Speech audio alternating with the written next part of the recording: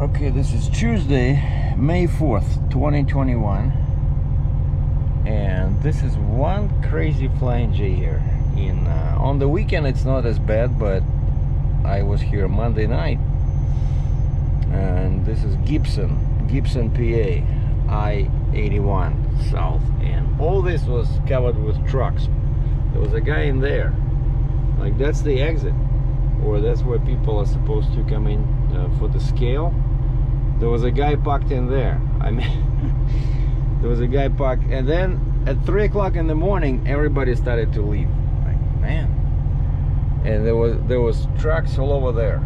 Like the spots now open. There were trucks alongside the shoulder. So I just got up I set up my alarm for 5:15 in the morning. Went inside the truck stop. Now I'm just waiting for my temperature to hit 100, and then I can go. So as you saw from my video, I spent the weekend traveling.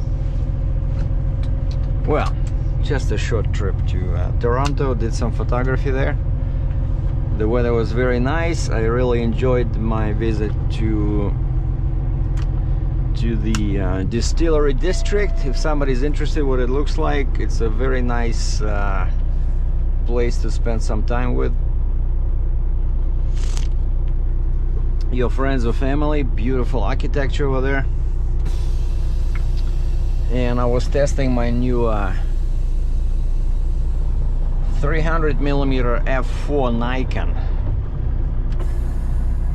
Man, that lens is a monster. It uses this new what do they call it, Fresno, like a PF technology, and because of that they are able to make the lens much lighter and smaller, because before 300mm, even f4,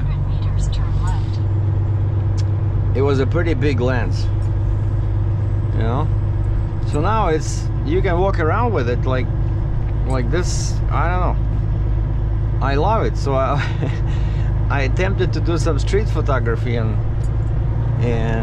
finally I found the focal length where I'm comfortable, you know, so people don't stare at me, you know, when you do some candid photography on the street, which is perfectly legal in US and Canada. You don't have to ask anybody's permission, but I don't like coming close and, you know, feeling embarrassed when people are asking me, what the heck are you doing? Did you just take a picture of my kid? So of course you don't want to take a picture of kids because people are paranoid. But 300, you know, like I can be here and that stop sign over there, I can take a picture and the person will be very big in the frame, you know. And the lens has vibration reduction, so you don't need any tripods or monopods, even though it's a 300mm lens. So beautiful. All right, so this load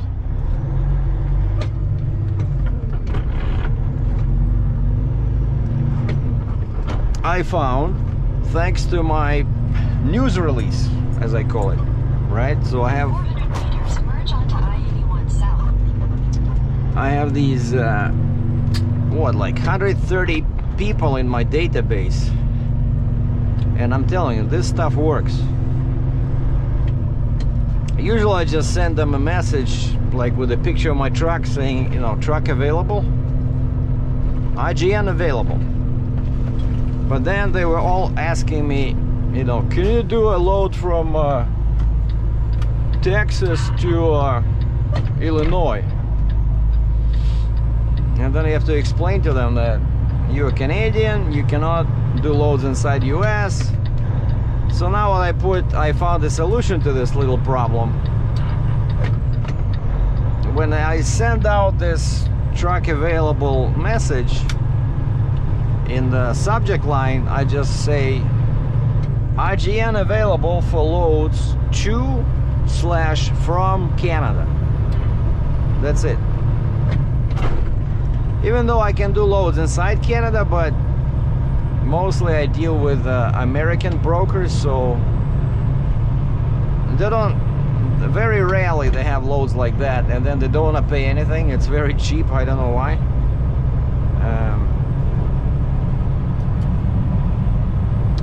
And so I just say IGN for loads to or from Canada. Beautiful.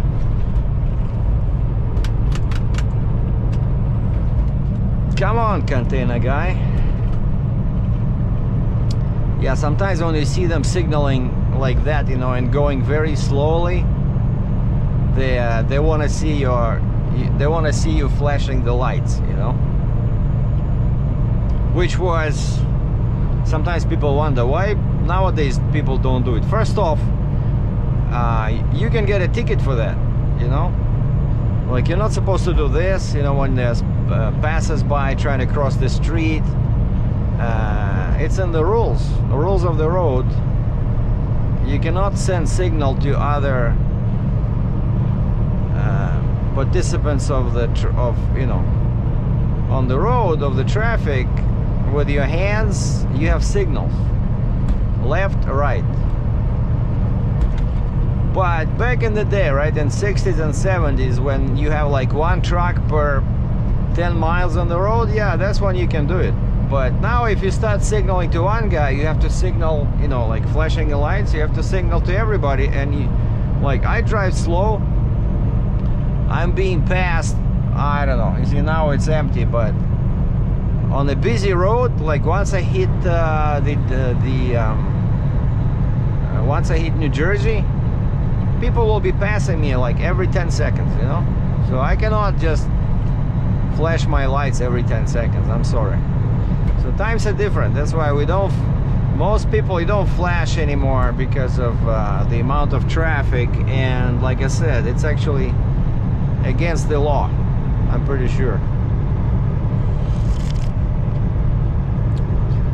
And also you can use these news releases, and I'm using MailChimp.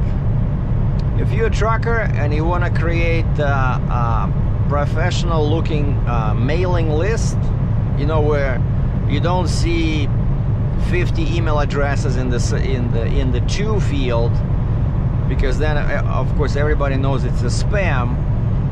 So you can use a free website called MailChimp.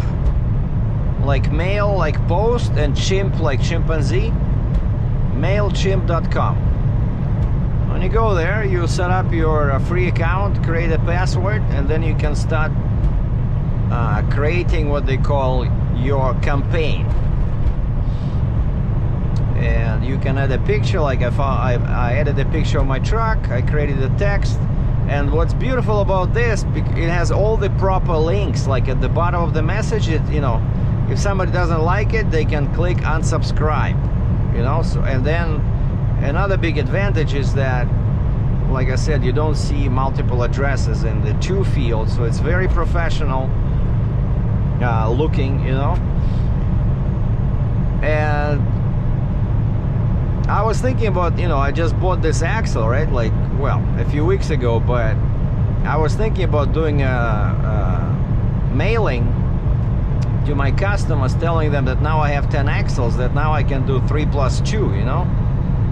And I forgot to do this, and so Monday, or actually Friday, yeah, last week, Friday, I made up a different sort of email, not RGN available, but I said, you know, kind of like, Sergei Dratchev Heavy Haul is proud to announce an addition to my fleet, something like that, like an upgrade. And I said, now I have 10 axles, and the rear of the trailer can be configured as, you know, quad.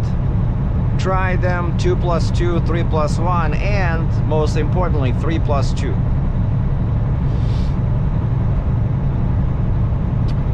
And I got a response from 2 or 3 people saying, oh, that's cool, you know, thank you. And then 2 other people offered me loads. and one of them was a Russian broker that I worked with from Toronto, and they offered me this. They said, can you please give us a quote? We have this drill rig in New Jersey. It can be 70,000 pounds, but they said it can also be 80,000 pounds. So can you please give us 2 quotes? And so I gave him a quote. I said, okay, I'll go empty because I didn't see anything special in Ontario going to US. So I gave him 2 quotes, a bit more expensive for the if it's 80,000 pounds.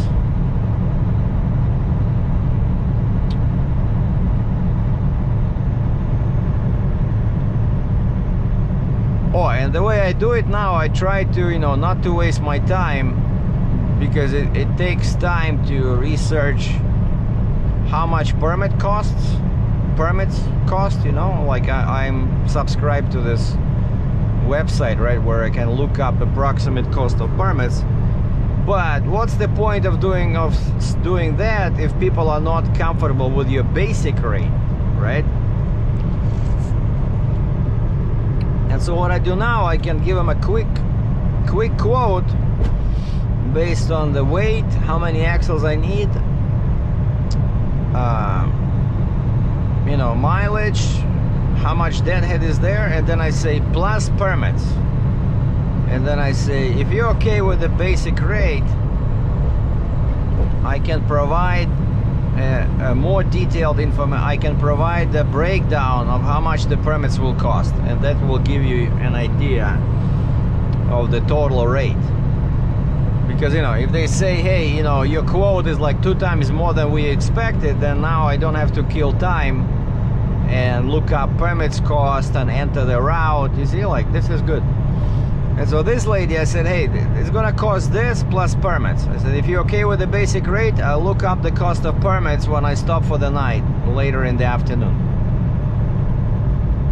Oh yeah, because I was driving somewhere in my car, I think. Yeah, no, last week, I think I was, she emailed me when I was on my way to Oshawa, Ontario, to pick up that 300mm lens. And they said, yeah, the basic rate looks okay. I said, all right, I'll send you the total cost later this afternoon. And then I looked up the cost, added that to my rate, and usually, of course, you have to add at least 10%, like a service fee. You know, let's say if the permits cost $500, you don't just charge the customer $500, you charge them like $550, right? Because you have to spend this money first. So if you're using a credit card, they charge you interest, right? So it makes sense to and plus you order permits, you have to spend time on the website, you know. If you do it yourself, you have to go to each state permit website. If you use a broker, you still have to spend time on their website, right? So that's why you have to charge them the service fee. But I think this time, because I worked with them before and they were okay about my pretty fair base rate, I said I just added the cost of permits. And that's what I'm doing. So I spent the weekend over there in Cambridge. And then Monday, my family, my mom and my brother, sent me a voice message. Serежа, Христос воскрес. Like, what the heck? Turns out Sunday, May the 2nd, was the Easter in Russia. And I look at the message, it's dated May 3rd. So I go to Google, click the microphone button. When is the Easter in Russia? And Google says May 2nd, Sunday. So in Russia, it's, you know, when people meet each other on the way to the church or from the church or wherever, it's customary, they greet each other, you know, Христос воскрес, Jesus is born, and you answer, воистину воскрес. Yes, it has a reason, right? Something like that. But and so my mom, when she got older, she got religious. And so they recorded me this message, you know, like my brother kind of like interviewing my mom on the over the phone. Well, they were spending this Easter together, and they sent me this funny message and congratulated me on the big Russian holiday. And I'm like, I'm in Canada, we already had Easter, right? But my mom says, okay, Sergei, please say, when you hear this message, please say Christ is born. I said, okay. So I did my part.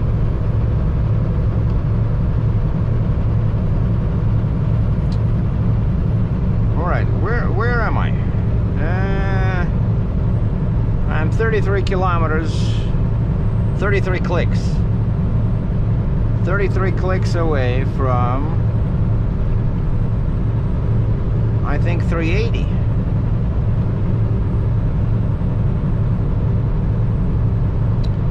Yeah, and why I stopped so far is because it's very congested on the New Jersey side. And I look at the pictures of the consignee, I mean shipper, and it looked like a narrow road. Like, you know, sometimes I would go, I had plenty of time yesterday, I could have driven right to the shipper, but looking at the pictures, I couldn't tell if it's okay to park the truck over there, because I couldn't see the yard of the shipper, but I could see the road, and it's like a regular road with narrow shoulders. You know, New Jersey can be crazy, right? So you cannot just park on the side of the road and sleep there. And other truck stops are very small, they're crazy busy, and there was one, I stayed there once, I said, that's it, I'm not staying there again. It's there's a TA, right when you enter New Jersey, right after you cross that Delaware Gap from Pennsylvania, right, there's a TA, but it's very busy, and also to leave that TA you have to do like 20 circles, you know, and they're very tight. Like, honestly, getting back on the highway, it's difficult. There's no straight, you know, ramp or something like here. So here I left the truck stop, there's a ramp, I just kept going forward, and this is I-81, of course, and so now I'm just following I-81 to 380, and then I will take 80 east, and my shipper is right off I-80 in New Jersey, but still pretty far. So right now I'm 165 clicks or 100 miles away.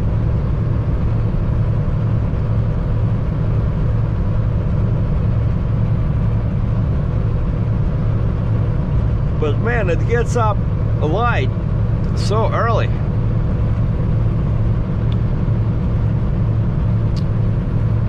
By the time I dressed up and was leaving the truck to go grab coffee, it was already light.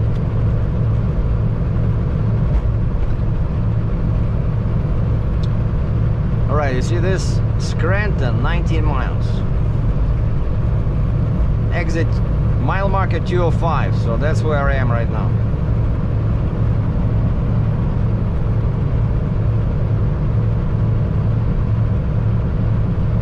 The pickup truck has a Michigan plate. Michigan, man.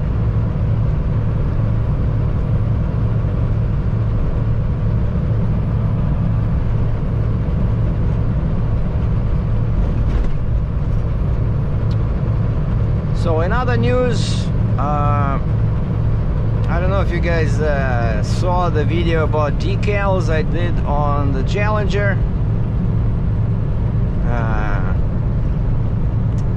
I got kind of like ripped off, you know.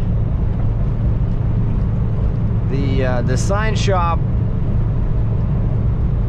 was very busy and the guy was in a rush, I don't know, or he had too much to drink on the night before, but the sign is crooked and of course you cannot reinstall it.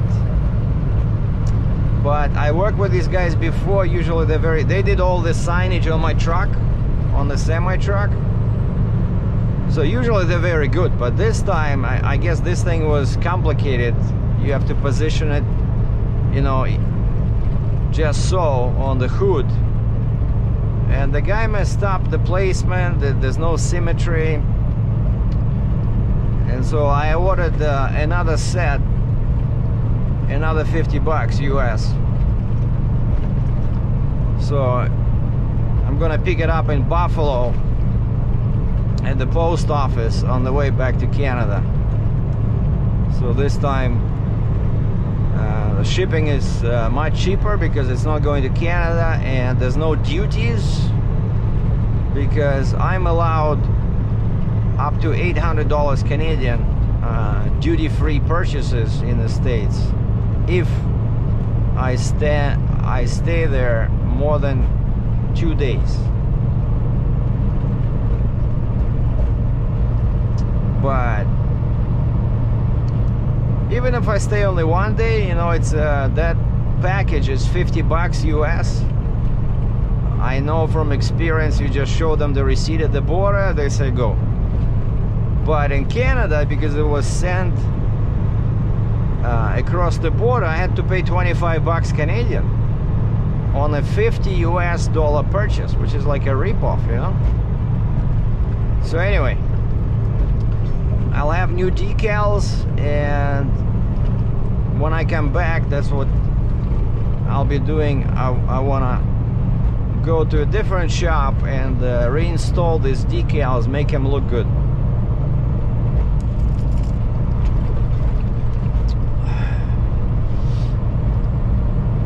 And still in other news,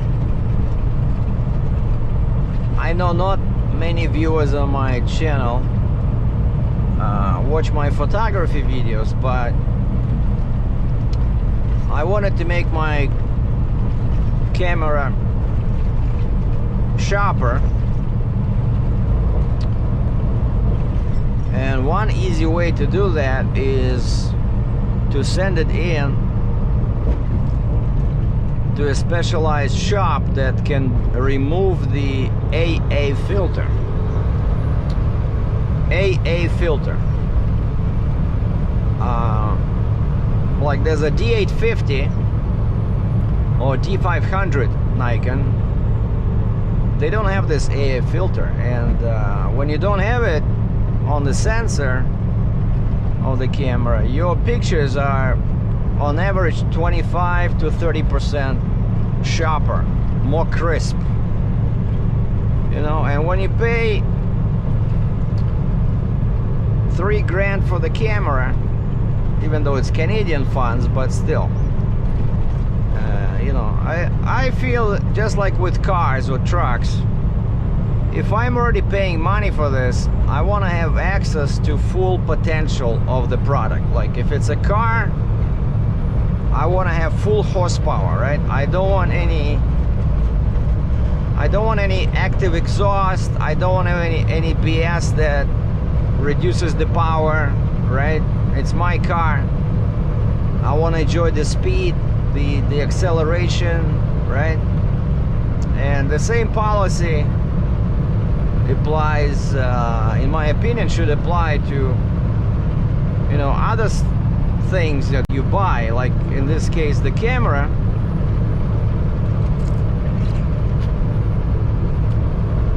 If you can make it better and you don't care too much about warranty, so that's what you do. And so I went online. I was researching this company before when I had a different camera. But these guys, their biggest business is they install infrared filters. You know, let's say you have an older camera that you don't use much and you cannot sell it, like nobody wants it, right? So you can send that camera to this company and they will install some custom filter on the sensor, you know, and then you can take some interesting, unusual pictures with that camera. So of course it becomes like a specialized camera, right? And then the second service these guys do, and they're based in Washington State, is removal of anti-aliasing filters, AA filter, to make the camera sharper. And so you go to their website, you go through the checkout, you know, process. You tell them what you're buying. I said AA filter removal. They say, okay, what's the brand of your camera? What's the make and model? What's your serial number? And you do all that, and it says your price is this. And then the last window is, they say, choose your processing time, like turnaround time. They said usually it's 7 to 15 business days, but can take longer. Or if you pay them extra $150, they do it in 3 to 4 business days. So of course I chose express processing, and you pay with a credit, with your credit card, and they send you the confirmation email and instructions. So you just print out that email. They tell you, they give you the address where you send the camera. Oh, and one interesting thing they say, especially if you ship from outside of US, do not include the battery with the camera. Like, they're always afraid of these batteries, right? That they explode or something. Basically, they're saying most carriers will not accept batteries. Like, and I'm always thinking, like, how do all these guys receive these cameras, right? Like the photography store, right? You go inside a photography store, you have a box with a camera, and of course the batteries inside, because that's how you get it from the manufacturer, right? But when you try to do it yourself, they always say, no, the battery, we cannot take the battery. Like, how do these big guys receive it, you know?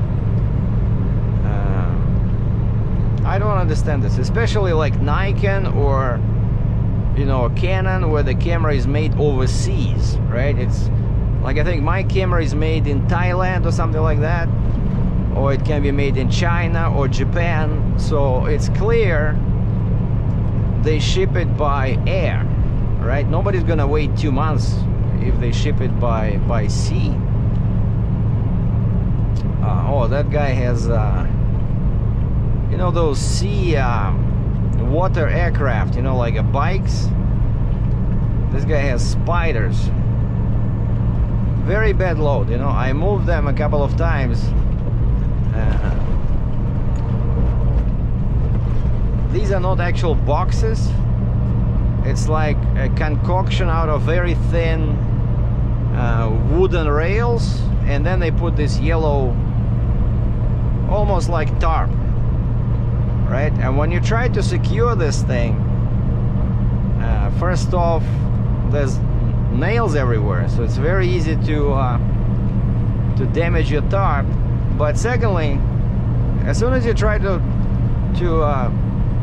tighten it down, the whole thing starts to buckle, you know. And they say, okay, if you break the crate we might have a problem. I'm like, how am I supposed to secure this? And then of course that white thing on the top, another piece of tarp, can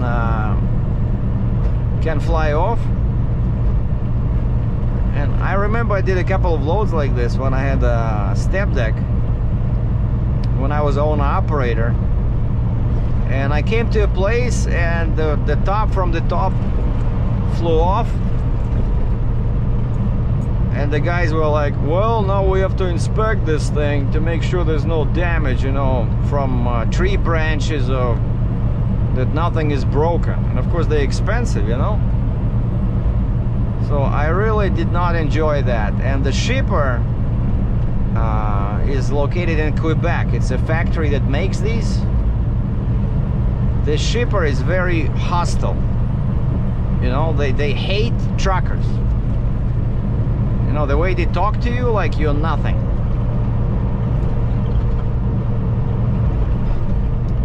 Man, are we gonna be done with this crazy hill? Like, I'm driving what, like, I don't know, 20 miles and it's all down. And this road is very bumpy, let me tell you.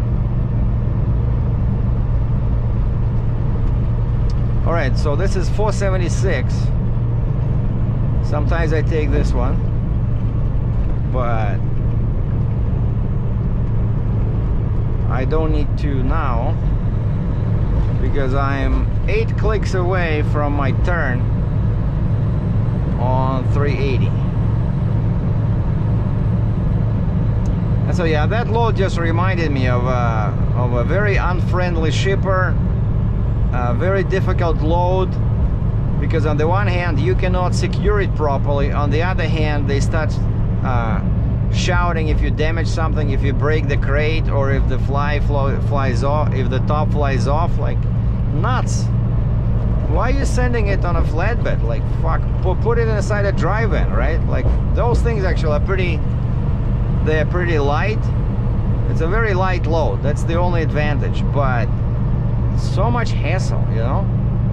They should ship it in a drive-in, but then of course the problem is that the place where you go, usually they don't have a dock. You know, it's like a dealer that sells these spiders in this case, right? And they have a small tiny forklift that can lift 10 pounds, but there's no way for them, if you had a drive-in, there's no way for them to reach in and drag those boxes out, or crates, right? Because they want to unload from the sides. And for something like this, of course, the better trailer will be like a drive-in, like what they use in Europe, you know, like actually well, it's kind of like a drive-in, right? It has a full-size roof, but the sides are made of tarp, kind of like a sliding, you know, vinyl thing with the straps. You know, you can use it as a drive-in, or you can use it as a flatbed, you know.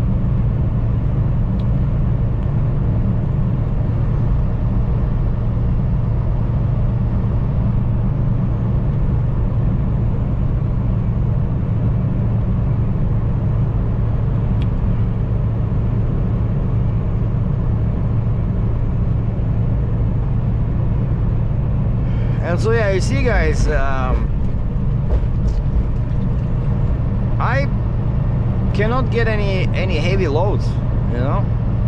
Like, each time I enter my yard, I'm looking at my Jeep, it's still there.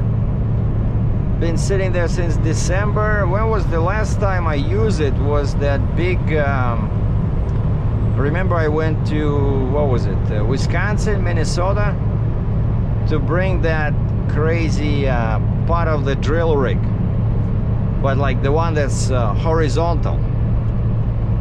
I think it was like 105,000 pounds. So I brought the Jeep, and they were saying that they would ship it 1 month later. And I said, well, call me, right? I know this machine now. I know how to chain it, you know, where to put chains. And they never did. And so I parked the Jeep and I converted my trailer to the quad, and that's what I've been using ever since.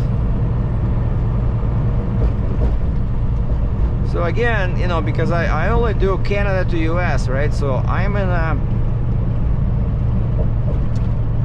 a special position where I don't have too many loads. That's why I cannot be too specialized. But you see, this 60-ton trailer, even though it's a bit heavy, but it allows me to do a regular 50 and 55-ton loads, like as if I still have my 55-ton Fontaine. And that was my plan when I was buying this. I have to be able to do mid-size loads, like 70, 80, 90,000 pounds, not just heavy stuff, right? Because if I was looking for loads where my Jeep and booster are required, I'd be still looking, you know. I'd be still sitting at home. Like this way, I'm making money. I'm quoting fair rates, good rates. I don't care if I have a Jeep. Well, of course, if I have to use the Jeep, that means that the load is pretty heavy, right? So I charge by the weight, by the miles.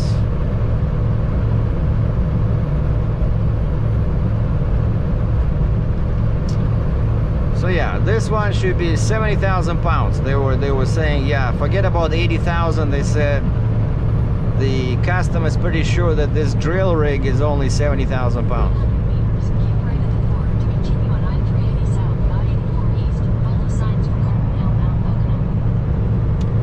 And actually, this is going to be an easy load because it's 8 feet 5 inches wide.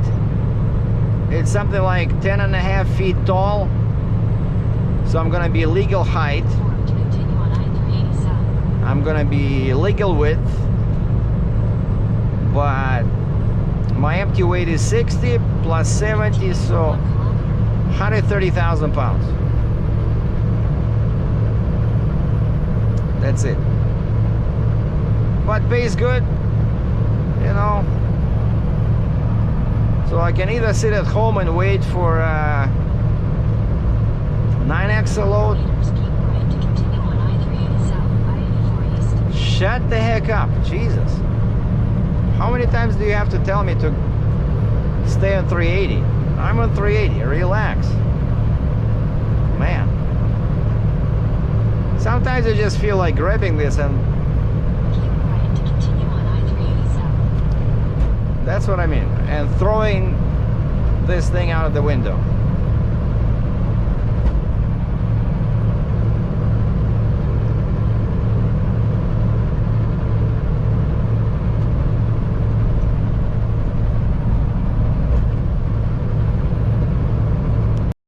Still in other news, and this is still I-380. I'm gonna be on I-80 in 25 clicks. So still in other news, I spent Friday and Monday fighting with my bank and a couple of financial brokers. They just don't want to finance the deck. You know, that my dream drop side rail deck, but a 60-ton deck. I mean, man, 14.5 inches on the side, 23 inches in the middle, exactly the same specs as my previous 55 ton. So this would be awesome, you know. So 44 grand, and they want 10% down, like typically, right? But it's a deck, right? It has no wheels. It's just basically you take my existing level deck out and put the new deck in, and I can do it myself. I can hire a guy with a forklift or a big wrecker. You just unscrew 2 bolts in the back, right? Because my trailer is modular, as most of you know by now, and it's supposed to have replacement decks. And you know, if I was like a big company, I would have level deck, drop side rail deck, beam deck, I would have, deck sections, because I can buy a 5-foot, a 10-foot deck insert, and then my deck becomes, either 31 or 36 feet long, which is handy for something like a crane, like a 4-axle crane, because my deck would be too short. And so yeah, that's why it's good to have a modular trailer. And of course you can shim it in the back, right? Because if you have a fixed bogie, you can overload your rear axles and underload your front axles. And so shims are especially useful with heavy loads, because you can adjust the angle between the deck and the bogie, the wheels. But recently my loads have been pretty much all under 90,000 pounds, so I put in a medium-sized shim, like the blue, color-coded blue, and I left it there. And so yeah, they don't want to finance the deck. I talked to one broker, and they say, is it gonna have a VIN? Vehicle identification number. So I emailed my friend Mark at Hail Trailer, and I said, hey Mark, do you know if this thing will have, what kind of a identification number will it have? And he said, well, decks usually have a 5-digit serial number, but they don't have a VIN number. And so I emailed the broker. I said, you're gonna have a 5-digit serial number, no VIN number. And they're like, well, I don't think we can finance that, but we can use your trailer. If it's paid off, we can use the VIN from your trailer. And I said, I'm still paying for the trailer. So what's paid off, I think, I said, is I just got the flip axle. Can we use the flip axle? Because it does have a VIN. It does have a plate. It's, for all intents and purposes, the flip axle I just purchased a few weeks ago, it's a trailer. And they say, we have to do an appraisal. I'm like, man, so the deck is 44,000, but the flip axle is 10,500, so there's no way, even if they appraise it at that level, I don't think they're gonna be happy to give me money, because it's so much more. And so I moved on to the next broker, and this is the same one as where my trailer is financed. It's a big, one of the major Canadian banks. And just like what they told me last time, I approached them when I was trying to find financing for the Stinger. Remember last winter I was buying the Jeep and the spreader bar and the flip box, right? But the spreader bar was a big obstacle because I don't need axles, right? It's not a vehicle, it's just a spreader bar that goes between the axles to create a booster or stinger. And these guys were like the same. We cannot finance that, it doesn't have a VIN. And so I had to pay cash, and thanks goodness the manufacturer, JC Trailer, allowed me to do it by installments. Otherwise, it was like 25 grand Canadian, 20K US.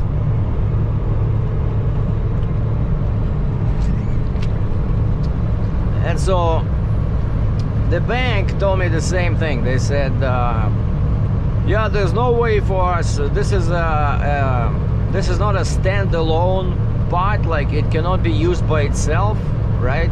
It has no wheels, it has no VIN. Basically it's an attachment. You know, we cannot finance that. And I said, guys, you're missing the freaking point. I told you in the email, it's part of the trailer. It's not an attachment. It's a replacement part. I said, I'm not gonna keep 2 decks. I don't need 2 decks. So once I buy this drop side rail, I'll be selling the level deck. So the trailer will have only 1 deck, no attachments, okay? And the guy is like, no, we cannot finance that because it's a deck. It cannot be used by itself. So may I suggest you approach the manufacturer or open a line of credit. And I'm like, man, does this guy not know that my trailer is Fontaine? Like, he's in Canada, like the bank. It's a Canadian bank. I'm in Canada. Fontaine is a US manufacturer located in Alabama. Right? There's no way a manufacturer would finance a foreign purchase, a Canadian. Because it's a different country, different rules. It's legal stuff, you know, because... And first off, manufacturers never finance anything because they distribute their. I cannot buy a trailer directly from Fontaine, right? I have to go to the dealer. But dealers have the same policy, right? So that's how I was able to find all these brokers through the dealer, the local Fontaine dealer in Ontario, Rush Truck. And all these brokers, they say the same thing, you know, because it doesn't have a VIN, it doesn't have axles, we cannot finance it. So I don't know. I wish I would have like 44,000 US lying around doing nothing, but I don't.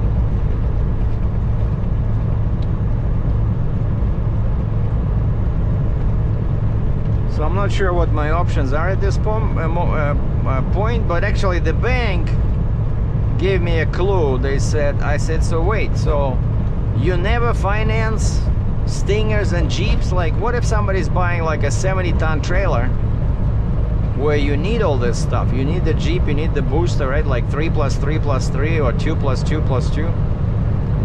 And the bank said, yeah, we can finance when it's all part of the same deal, brand new, you know. So that's what banks understand. Like, the banks understand that if you're buying like a heavy trailer, like let's say my 60-ton, so in order to carry 60-ton loads, I need the Stinger, I need the Jeep, right? I need the long neck. And they can finance that, but only when you're buying everything together. Everything is brand new. So they don't want to do any changes or additions if you decide, you know, to buy the Jeep down the road. Which is crazy, but they don't want to do it.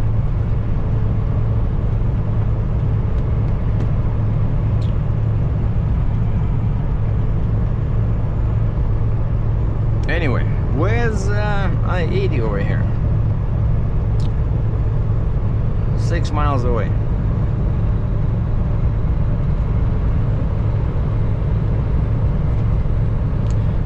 But yeah, that's what's happening with the deck.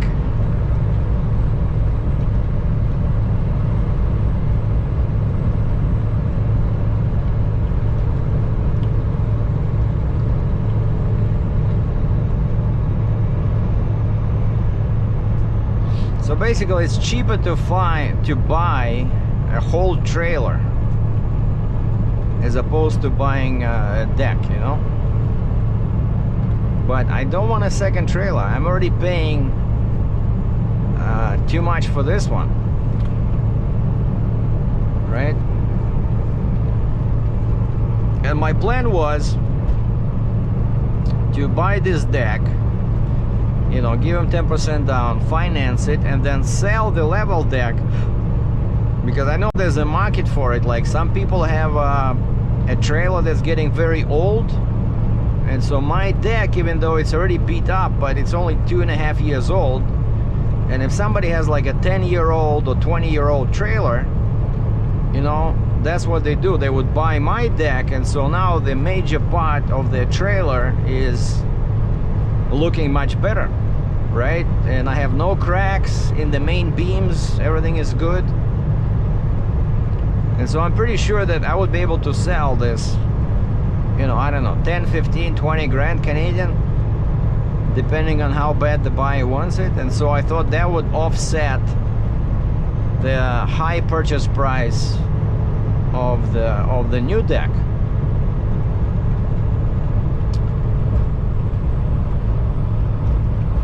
But I still have an option. Another option is that I found the manufacturer in Toronto. They make trailers. They make this type of RGN trailers. And I sent them all the specs. I said, can you make a deck for a Fontaine trailer? And yeah, just send us the info.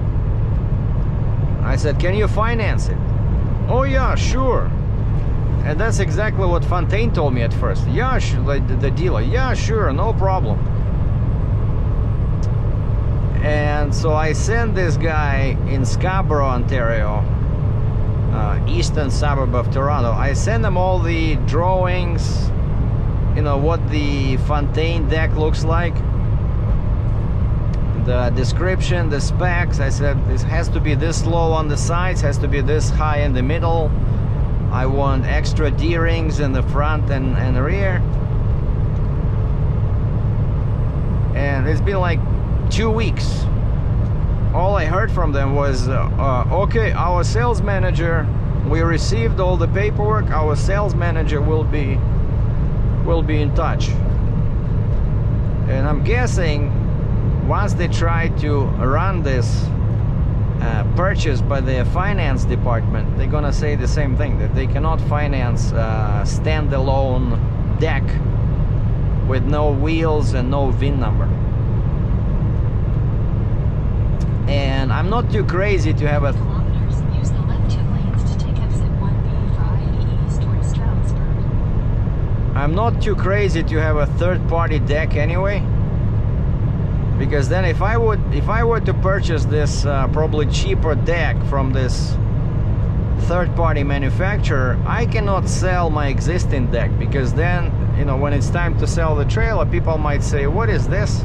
You have the neck from Fontaine, you have the Jeep from JC Trailer, you have the deck from J&J Trailer, you know?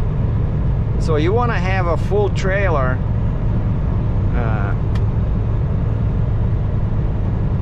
that can be used with Fontaine parts, right? So I would really prefer to buy a genuine Fontaine deck. But we'll see. Hopefully something will happen this week. I don't know. I keep talking. I keep sending emails to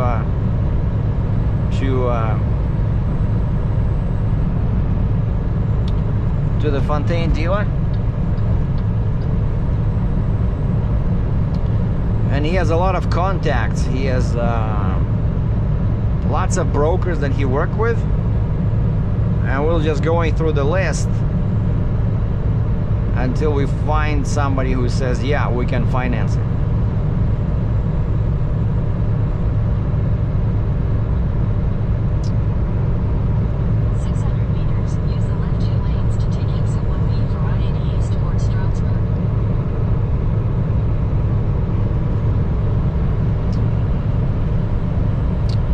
From here it's 1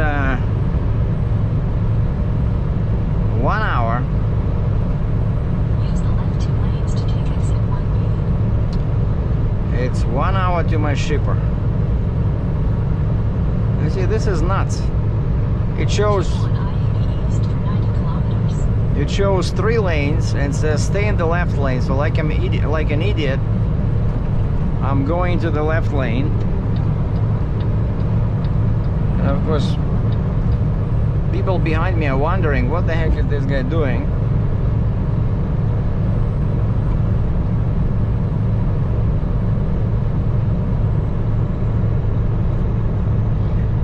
Oh yeah, look, this lane ends actually.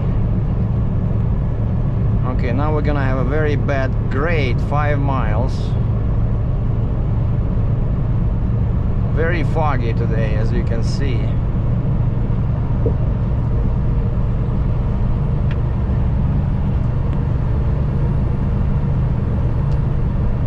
Yeah, this would be much more fun if it was icy and we were still in winter. Unfortunately, I cannot show you anything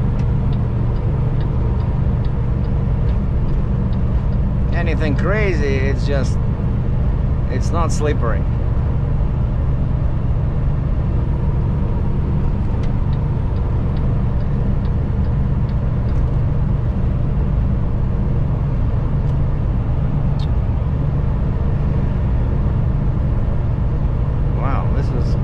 Some hill. I'm empty, right, and it's dragging me pretty good. So I have my Jake brake in position 2.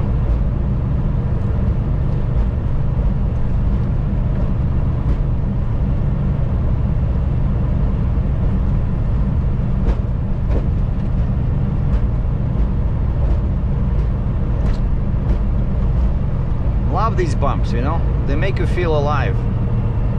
Just don't have any breakfast before you drive on roads like this.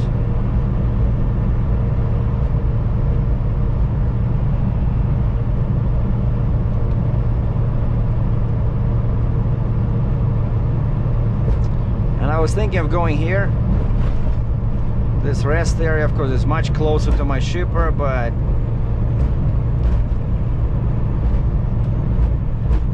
look, at 7 o'clock in the morning, it's still pretty much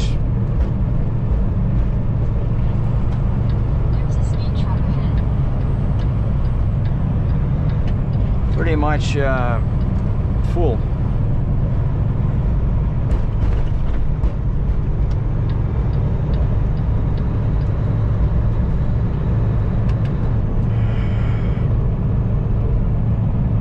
Oh, we out of the fog. Beautiful. All right, we're gonna pause now and continue when the drill rig is trying to climb my my super tall deck, because I cannot find financing for a drop side drill. By the way, if anybody has $44,000 lying around and you want to make some money on interest, let me know. Maybe I can borrow it. The guy saw me, Tom in the green shirt. The guy saw me, he came out. But basically the address is on this road. But check this out. This is how I left I-80, right? And then it said these guys are right here, and it says go like this, turn right, and then left and left. But the distance here is like 10 meters, and there was so many cars here I couldn't make this turn. It was very narrow, very sharp, and so I went south here and I started looking for a way back. So I made this huge circle, crossed the river over here, and it's all super tiny, super tight. And I went like this, and I was this beach street. That turn, basically I had to get out, and I took the air out of my last 2 axles. Man, I'm too long for this. And the guy came out and I said, hey, you guys found the perfect location, you know, right in the middle of New Jersey, a residential neighborhood. And he says, well, we started this, he says, we got this yard back in, like he said, 1957 or something, some crazy date. And he says, back then there was nothing here. All right, so he says when the truck is leaving, that's your clue, you can go in. So I have to go in here somewhere. They're gonna load me on the other side of that green fence.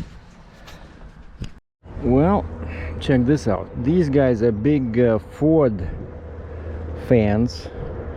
All those white trucks in the back, all brand new, and they all look like the same super what they call Super Duty, but they're not crew cabs, they're just like extended cab, right, like with a seat in the back but no door. They went a bit cheap in there, but these guys, like I said, they're right in the middle of, I came from there, so I was sitting over there, and then the guy says, just make a left and then park here. For some reason they're not ready yet. Surprise, surprise. Like, you know, rule number, what was it, like rule number 75 I think was that no matter how many emails, because you know your broker, they want emails every day or even phone calls like, where are you, what's the ETA, you know. So no, the rule in heavy haul, one of the rules is that no matter how many email updates you send to your freight broker, the consignee and the shipper are always surprised to see you. And by surprised I mean they would say something like, oh, nobody told us you were coming. Or this guy was the shop manager that came out to greet me when I was sitting on the side of the road, and he gave me directions. Actually looks like he was expecting me because he had my paperwork, he had a copy of my bill of lading and a bunch of them here now, and he had my customs invoice and I see my name written on it, so which looks like my broker communicated with them. But the guy says, yeah, park in there, you're gonna break your trailer there. And I, with big difficulty, I made that corner with the stop sign because I was turning. It's a very sharp turn. So yeah, like, you don't want to go to New Jersey with 4 axles. Man, I should have left one at home. But they told me it can be 80,000 pounds, and just I you know, if it's a drill rig, usually it can have some, you know, boom or some kind of attachment in the back, and I was afraid it would put too much weight because, you know, I'm heavy, right? So without the one axle is 3,000 pounds, so without that I would be 57,000 pounds. But they were not sure. They said this can be 70,000, it can be 80. You know, that's a big difference. And so I brought all the axles. Well, now I have axle number 10, unit 610, sitting at home. So I brought all but one axles, and but I have the long neck as well. Like for something like this, probably I could have at least lifted the neck, then the truck would have been much shorter. Well, by 3 feet, you know, that helps. But anyway, the only way I could make that corner and still the rear tires ran over the curb is, again, I drained the air from the last 2 axles, and I raised the ride height on the back like to the maximum. And so I was pretty much turning on the first 2 axles only. Now getting out of here, check this out. The guy says you don't want to go that way. He says you have to back out and go this way, because he says there's a railroad track, and over there, if you keep going on that Stickle Avenue, whatever, it's very sharp, very tall. He says you have to go this way, and I'm like, man. But at least now you see that white truck over there, so now I can back across the road. There's some space in there, some kind of a business, looks like non-active, so I can back in there, cross the road, and then I can turn that way. So I-80 is somewhere there. Oh, but why I had to change the battery real quick, I just got my New Jersey permit and I already printed it out. Everything is good. But I see actually trucks are coming here because there's some kind of a business on the other side. But look at that. That guy is a day cab with a single axle. Day cab with a single axle and a probably like a 48-foot drive-in trailer. So he can spin that thing right there in the parking lot.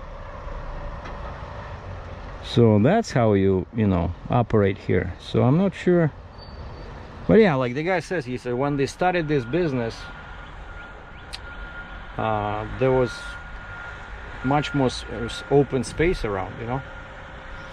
But anyway, that's what I said. I keep jumping from one topic to another. The shipper is surprised to see you, meaning that even though they had my paperwork, but something happened and they closed the gate and they said please park over here so that others can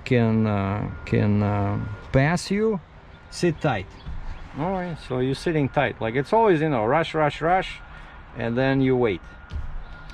But yeah, what I wanted to say is that I parked here. I put my signs on. You know, like you try to use your time, right? So I put my signs on the front, on the back. I printed out my New Jersey permit.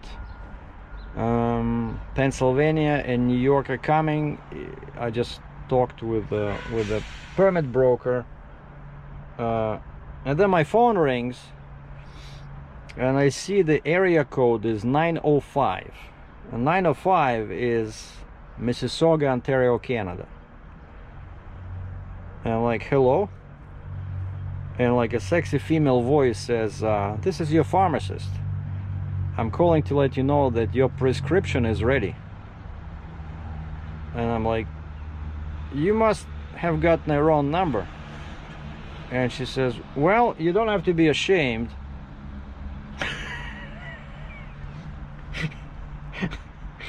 And she keeps talking, and it took me like probably 10 seconds to realize it was a robot, you know. But man, the technology, the way she was talking, and she was making pauses, you know, and I would ask a question that she would answer, but in a bit of not very relevant manner, you know.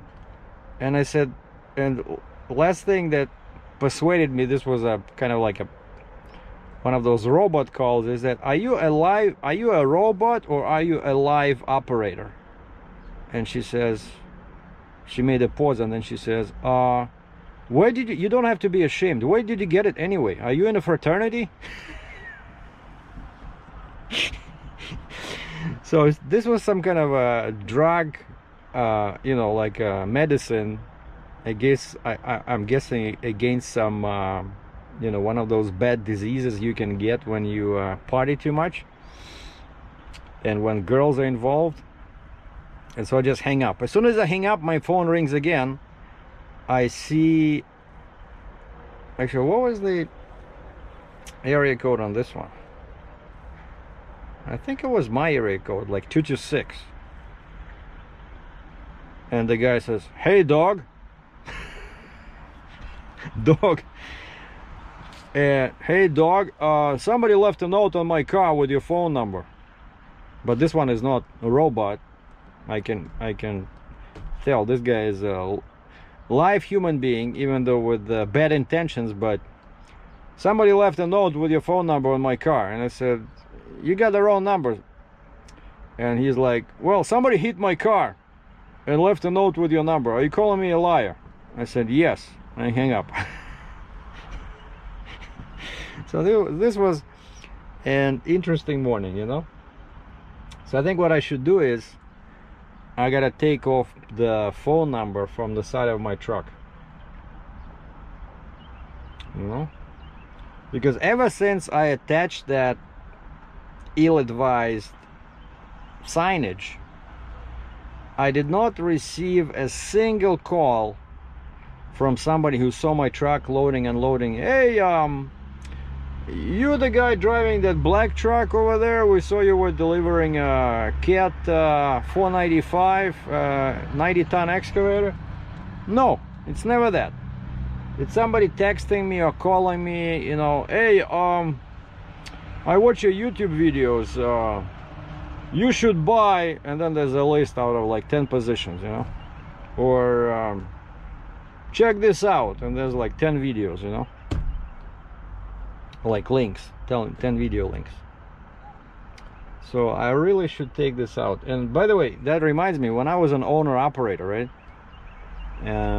no, when I was a company driver, and I was just driving that Freightliner and pulling a dry van, and that thing had a phone number for the company I worked for, Challenger.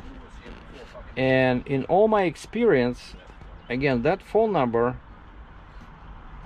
in that case, because, you know, back then I don't think I was on YouTube. Yeah, I wasn't on YouTube yet. This was like 2006, 2007. But if somebody used that phone number, it was to complain, you know. That's all they do. Like, nobody calls you, or somebody calls that number, and then of course, you know, that line goes to corporate office, and then somebody calls me back.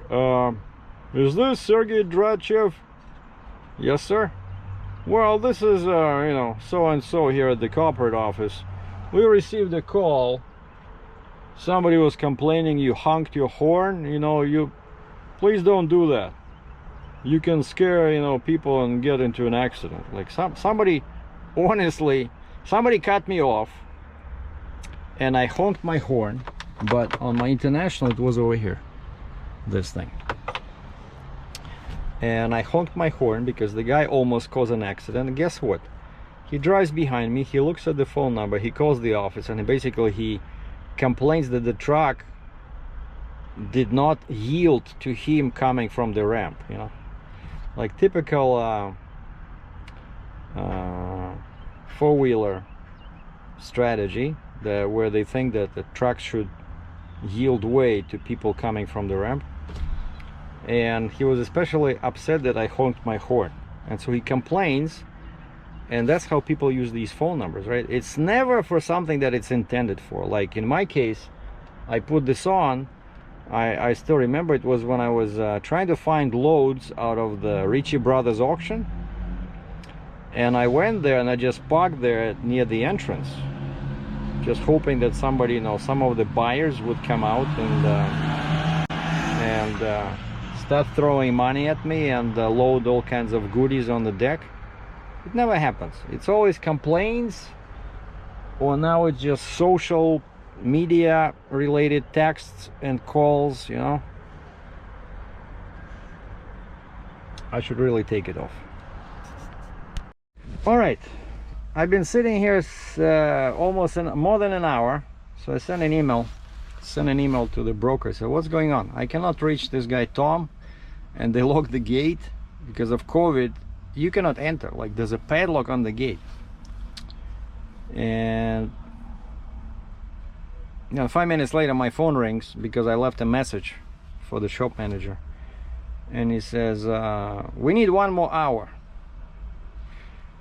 And I said, what, the machine is not ready? He says no. So I said, what's going on? He says they're taking the boom off. So, and then I said, okay, I'm gonna drop the trailer, I'm gonna drive over to a UPS store because I need to ship my camera, right? Like I was talking about this. I need to ship my camera, and there's a UPS store. Normally I would go to UPS customer center, but I need the box, I need nice packaging, not to damage the camera. And so I'd rather go to the UPS store, which is only like a mile away from here. And as soon as I dropped the trailer, this guy showed up. And I said, are you gonna be long? He says, no, a couple of minutes, because I have to back out of here. All right. Before the other truck comes in, let me get out of here and go do my stuff. Well, I came back from the camera shipping expedition. And I see this quick fellow with Ontario plates on the trailer is inside. And he's using drops, Conestoga, you know, basically sliding tarp, right? Very cool. So my so I have New Jersey now. I had New Jersey, I just got PA. Let me check, did I get New York? And I took a picture of the tracking number, and I send it to this camera shop where it's going. And then my broker was asking me about my PARs.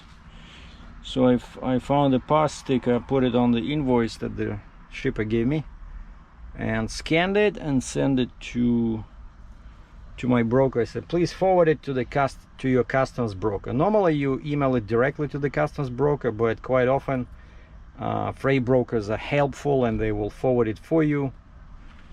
And who is the broker, by the way? Usually it says on the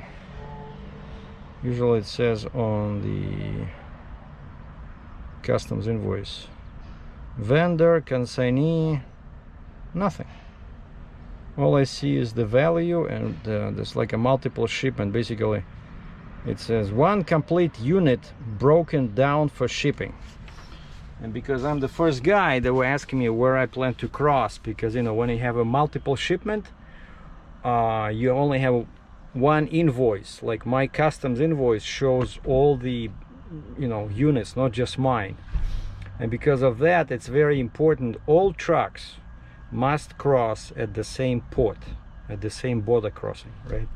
And because I'm the first guy, I could kind of like dictate where I want to cross, and then all the other guys will have to cross in the same spot. And so the broker lady says, so where are you gonna cross? I said Fort Erie, Ontario, Buffalo, New York. And they said, okay, please send us your parts. So which I did. And then the shop manager showed up. He says, after this guy, you next. He says, we're ready. And I said, can we load right here? Because you know, I already disconnected from the trailer. I just took my neck with me as usual and went around scaring people. And I went to this UPS store in there. And he says, no. He says, with that machine I cannot go past the gate. So he says, the front of your trailer you must rehook and put it just where the truck is, like a bit to this side. And he says, drop it so that the front of the trailer is at the gate. And then he says, you get your truck out of the way, then we load, and then you're gonna hook up, and then I have to back out of here. Very narrow, very challenging territory, you know, for loading.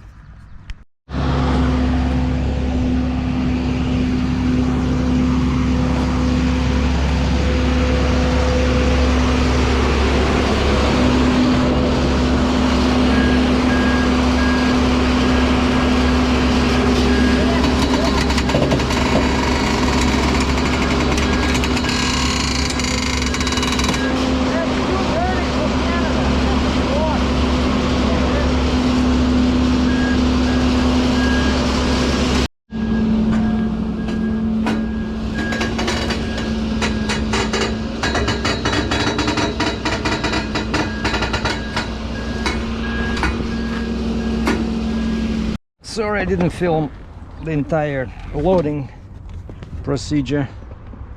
I was too busy arguing with the shipper. I don't know why is it so complicated, why they cannot wash it. The guy says, well, that's rock. All right, how is that rock? So I'm just tired of this BS. So they just use shovels to shovel this, and I said, this is it. I just sent an email to the broker. I said, if I'm turned away from the border, a penalty of 500 US will be applied to the rate confirmation. Washing the load is not a carrier's responsibility.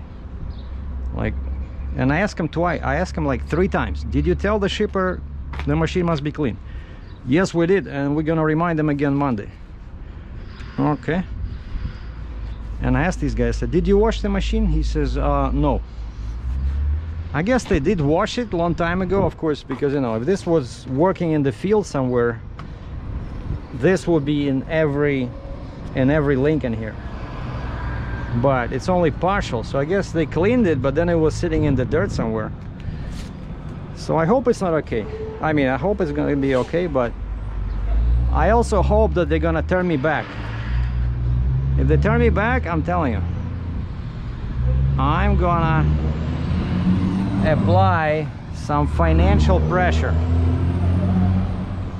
All right, so let's see how we're gonna tie this down. So when this thing was getting loaded, I noticed that this spot was on the ramp and this spot was still in the air. And I asked the guy, what's going on? Why is it not going down? He says, well, there's a lot of weight in the back. And I asked him before, I said, how do you propose we load? Like facing that way, facing this way? He says, well, it's personal choice. How do you load usually? Well, it depends. But I guess, yeah, that's pretty heavy. Of course, these beams are heavy. So basically, that's why we load it like this. I hope it should be okay, because look, that's my light. I think I should be okay. So it's roughly, he says 34 metric tons, so 74,000 pounds, not 70. My broker said 70. I'm gonna scale this thing, and if it's over 70, I'm gonna tell them to revise the rate confirmation, because they gave me a different rate for 80,000. Okay, hold on. So where can we so we can use this, right? That's one. Can I use anything inside the tracks? Yeah, I can use those if my shackle will go in, and use that, the D-ring over there. Okay, so that's gonna be 20,000, 40,000. Except I don't like it that it's gonna be pushing against the track. 40,000, and then something, 2 in the middle over here somewhere. Oh man, that's too far. See, they have the same things over their eyes, but nothing here. Of course, it would be too easy if they put some eyes in here or D-rings. Nothing. That's the problem with these machines, you know. Like you spend half of the time just looking and see, look, it's all dirty. So you spend half of the time just looking how to tie it down. All right, let me go put the camera down, and I'll focus on chaining and see what happens. Well, I made it to the I-80 through a couple of very sharp turns and a big railroad crossing. So now I'm just looking for a way to ease into traffic from this ramp. I had to stop here to drop my height, because I was in the maximum height.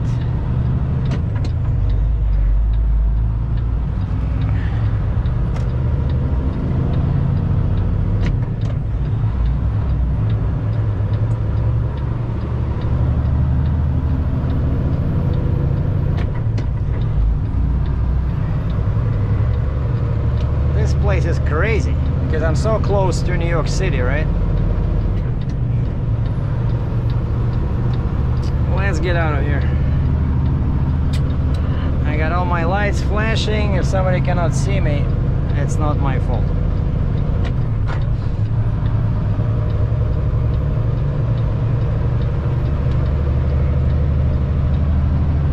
And I came through 380, right? And turns out they don't want me to go back that way. They are sending me on I-80 all the way to Williamsport. I'm sorry, buddy. I don't have a choice here.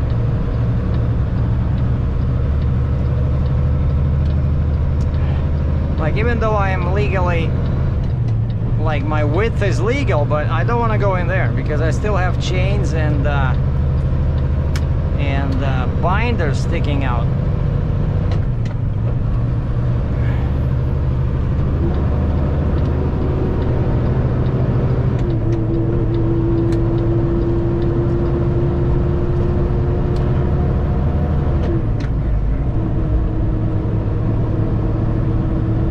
Wow, my temperature just went to like 220 degrees.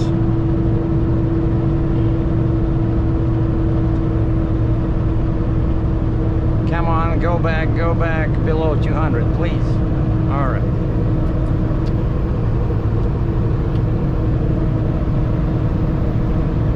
So I'm legal height, legal width. So the only thing that's illegal is the weight.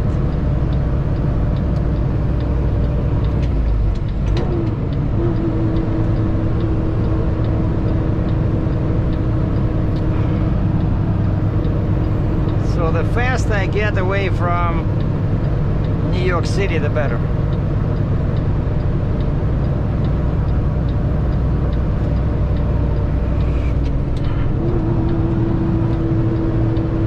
Oh, I I forgot to show you how I chain it down.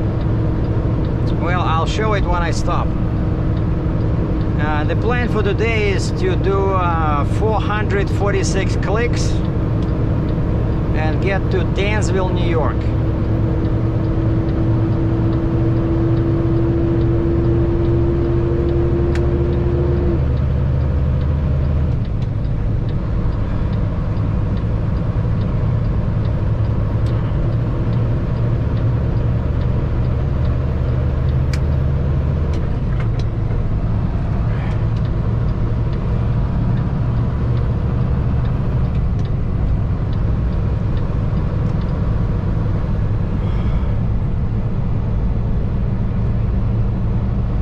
Basically, I have a very,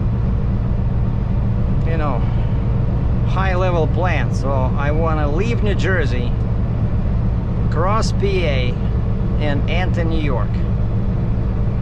I'm not sure if that's gonna happen or not, but we'll see. It's a bit ambitious, but it's 4.5 hours away. And time now is only 2 o'clock.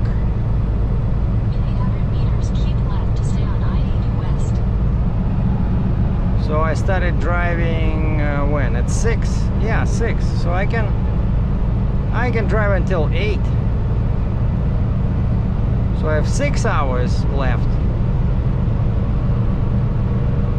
Keep left to stay on I-80 West.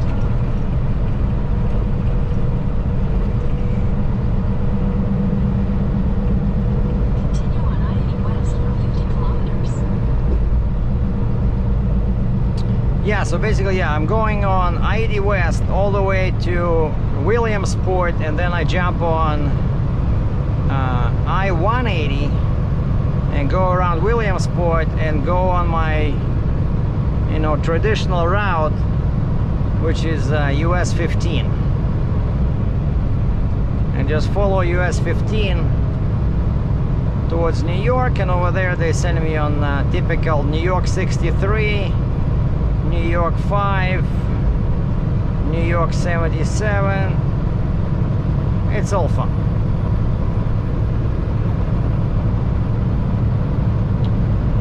So if I make it to Dansville, from Dansville it's only 2 hours to the border, so I might even deliver tomorrow. I don't know.